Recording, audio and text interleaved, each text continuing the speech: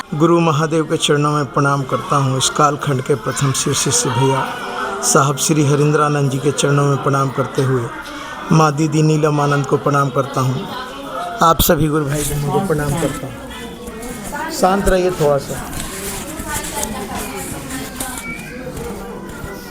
ये एक अध्यात्म है और अध्यात्म का तात्पर्य ये होता है कि हम खुद को जानें, हमारा जीवन क्यों मिला, हम इस धरती पे क्यों आए। इस बात को जानने के लिए ही हमने शिव को गुरु बनाया है। और शिव को गुरु हमने अपने मन से नहीं, ये तस्वीर दिख रही होगी, ये इनका नाम है साहब श्री हरिंद्रानंद जी। आज हम लोग मेरठ क्षेत्र में हैं और आज इनके कहने पे हमने कहा कि चलो मान लेते हैं कि शिव मेरा गुरु है। और ये सोच के हमने 3 नियम चालू कर दिया। इन्होंने बताया कि आप दया की याचना कीजिए कि हे महादेव, मैं आपका शिष्य हूँ या शिष्या हूँ, मुझ पर दया कीजिए।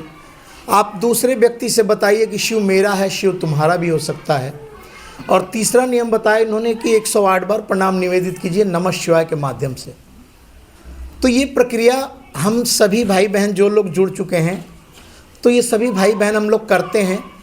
और करने से हमें ये पता लगा कि जो हमारा जीवन है ये स्वतः के लिए जीने के लिए नहीं है, हमारा जीवन दूसरे के लिए भी समर्पित होना चाहिए। तब जाके हमारे जीवन की सार्थकता बढ़ती है कि हमारे जीवन का उद्देश्य क्या है।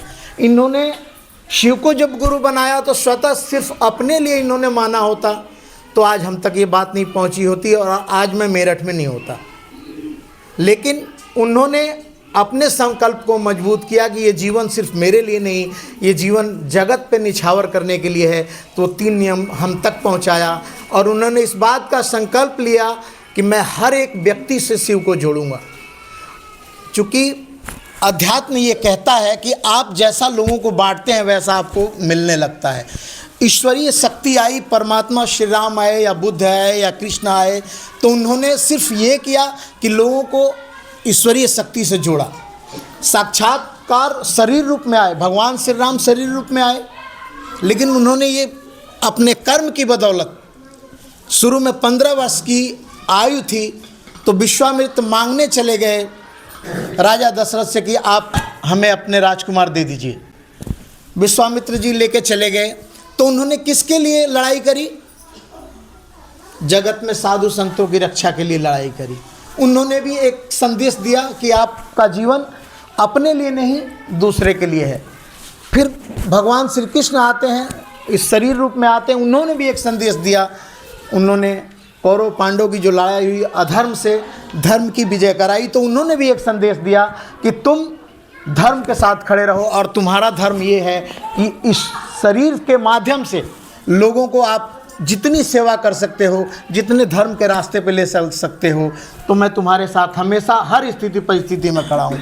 उसी तरह से साहब श्री हरिंद्रानंद जी आए इस कलयुग में और उन्होंने इस बात को अनुभूत किया कि शिव मेरा है, शिव तुम्हारा भी हो सकता है। और इस बात को फैलाने के लिए उन्होंने 3 नियम जो गुरु आदेशित हैं उनको मिले, उन्होंने हम तक पहुंचाया। और हम भी इस बात का संकल्प लेके चलते हैं कि आज हमसे जितना भी बनता है, हम कहीं भी जाते भी, किसी भी अवस्था में, हम किसी से न कोई लोभ रखते हैं, न किसी से लालच रखते हैं। अपने गुरु के काम के लिए हम लोग सदैव तत्पर, जो भी हमारे भाई बहन हैं, हम मिल के जागरूक होकर और चाहते हैं कि हर व्यक्ति उस ईश्वर की राह पे चले, हर व्यक्ति ईश्वर की राह से जुड़ के और उसका भी मकसद हो जाए, उसका भी ये जीवन दूसरे के प्रति समर्पित हो जाए कि हम अपने से दूसरे व्यक्ति को भी राह पे जोड़ेंगे। छोटी सी अनुभूति आपको बताता हूँ। इस जगत में चाहे कितने भी बड़े से बड़ा धनी हो गया हो, ये धीरू भाई अंबानी वगैरह जितने भी महान महान हस्तियां जिन्होंने केवल धन का अर्जन किया, उनका नामो निशान मिट गया जगत से। चाहे जो भी लोग हैं करोड़पति, आप गांव में भी देख लीजिएगा या कहीं भी आप देखिएगा, जो करोड़पति लोग हैं उनका नामो निशान मिट गया, क्योंकि धन की कोई आवश्यकता नहीं है। इस तन को लोगों के तन की सेवा में लगा दीजिए, और जिसने अपने तन को दूसरे की सेवा में लगा दिया उसका जीवन सार्थक हुआ, उसका जीवन कभी मिट नहीं सकता। ये चांद सितारे जब तक ये धरती आकाश रहेगा तब तक उसका जीवन अमर रहेगा। इस व्यक्ति ने सिर्फ इतना कहा कि शिव मेरा है, शिव तुम्हारा भी हो सकता है, और इसने आज न जाने 9-10 करोड़ लोगों को जोड़ दिया। ये शरीर में नहीं है, चले भी गए शरीर से, लेकिन इनकी बातों को लोग महत्व देते हैं, लोग जोड़ते हैं। आज मैं आ रहा था और हमारा काम है, हम जितना भी हमसे बनता है हम लोगों के पास पहुंचते हैं। आप लोगों को मैं ये नहीं कह रहा कि इस मंच के माध्यम से मैं बहुत ज्ञानी व्यक्ति हूं, आप सबका जीवन मेरे से ज़्यादा है, आप सबको जीवन का सबसे बेहतरीन अनुभव है। तो आप खुद महसूस कीजिए कि मैंने जीवन में ऐसा कौन सा अच्छा काम किया कि मेरे जाने के बाद लोग मुझे याद करेंगे।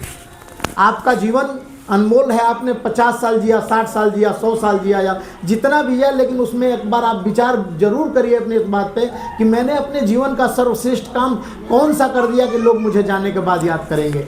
आपकी 4 औलादें हैं, आपकी 10 औलादें हैं, आपके जाने के बाद आपने जितना भी धर्म अर्जन करके अपने घर में रखा हुआ है, उन आपके जाने के बाद इस बात के लिए लड़ाई होगी कि इतना हक मेरा है, इतना हक मेरा है। लेकिन आपने अपने जीवन में धन अर्जन करके और लोगों में प्रसारित किया, लोगों में बांट दिया, लोगों को सुविधा मुहैया कराई, तो लोग जाने के बाद ये जरूर कहेंगे कि बहुत नेक इंसान माता जी थे, आप बहुत नेक इंसान थे जिन्होंने अपना जीवन हम जैसे बुजुर्ग या हम जैसे गरीब लोगों के लिए लगाया है। तो हमारा जीवन, मैं इतना ज्ञानी व्यक्ति नहीं हूँ, ना ही हम ज्ञान की बात करते हैं, लेकिन मैं अपने जीवन को इतना समझा है मैंने साहब श्री हरिंद्रानंद जी के माध्यम से, या गुरु शिव हमारे जीवन में जब से आया, मैंने 3 नियम को किया, तब से ये मैंने समझा, ये परखा, ये जाना कि अपना जीवन, इस जीवन का कोई महत्व नहीं है। एक ठोकर लग जाएगी तो इस जीवन से चला जाऊंगा मैं, लेकिन मेरा नामो निशान यदि बच जाएगा तो सत्कर्म, और वो सिर्फ कर्म इस लिए कर सकता हूँ मैं कि लोगों को अच्छी सुविधा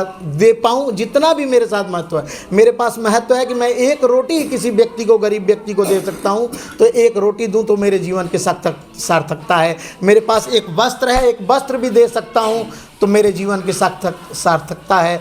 अगर मेरे पास हजारों लाखों लोग हैं और उनको मैं सिर्फ इतना भी कह पाया कि शिव मेरा है, शिव तुम्हारा गुरु है, और मेरे कहने से 10 लोग भी उस मंजिल की तरफ चल दिए, तो मेरे जीवन की सार्थकता है।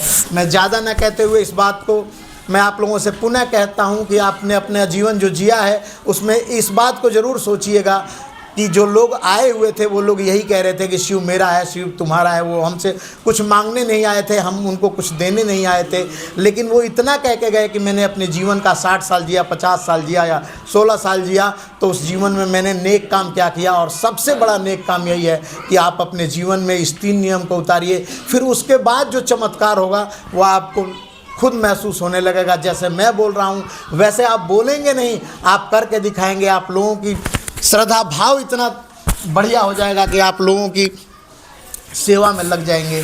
बस इतना ही कहना चाहता हूं मैं। और हमारे नरेश भैया हैं, इनसे मैं करीब विगत 20-22 वर्षों से जुड़ा हुआ हूं, और 20-22 वर्षों से संयोग नहीं बना था, लेकिन अचानक इनकी धर्मपत्नी जी हैं, उन्होंने कहा कि हमारे गांव में भी रखिए, और हमें बहुत अच्छा लगा कि हम लोग ने करीब महीना दिन पहले से तैयारी करने लगे कि भाई चलना है, और सब लोग मिल के आए, और आप सबों के समक्ष हम बैठे, महादेव हमारे पीछे बैठे ही हैं, तो इनका आशीर्वाद सदैव रहता है। और एक तरह से समझ लिए कि हम लोग जैसे एडवाइज़र होता है ना LIC का, एडवाइज़र जो देखा आपने, पहले आदमी का खाता खुलवाता है तो उसको क्या मिलता होगा, मुश्किल से 200-300 रुपये मिलते होंगे, लेकिन हम लोग वो एडवाइज़र हैं कि अगर हमने 10,000-2,000 लोगों को उसके राह से जोड़ दिया और उसकी राह पे लोग चलने के लिए सदैव तत्पर हो गए, तो सोचिए कि कितनी बड़ी कृपा कर देगा वो।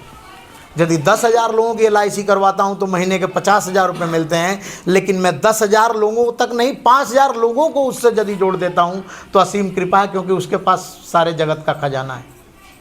बस इतना ही कह के मैं आप सबसे